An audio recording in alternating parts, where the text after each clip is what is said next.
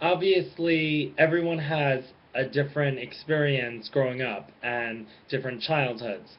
As I've just started to describe mine really wasn't that bad, but that's mainly because I had such a strong support system in my family and a really close group of friends who have always supported me and all of my endeavors, and they wound up helping me get to the point where I am today.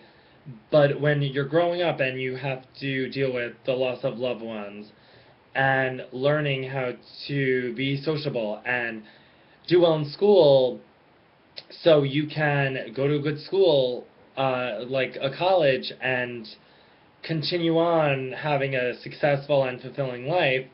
In addition to all of that, you have to deal with your sexuality, no matter what that may mean. Now, then, I've come to terms with mine, and for a long time I have.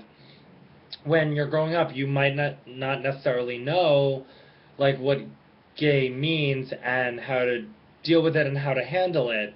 Even when I was growing up, I knew when I was in fourth grade, and when I was going on to middle school, I really needed to think about what I was going to do and how I was going to handle it eventually. I was thinking about those things for the longest time, and I didn't really necessarily have a plan almost until I was in high school, but I was so focused on school and classes and doing well, I didn't really have time to think about that.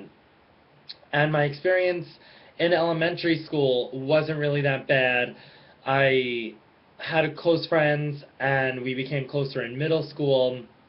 By the time I got around to middle school, things were a little more challenging in the sense that kids are very cruel, but in the end, you just have to take everything with a grain of salt and you learn to just get over things.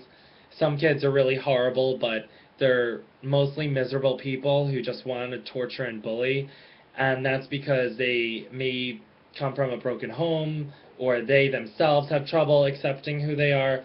And you really never know when you're growing up with so many different types of people.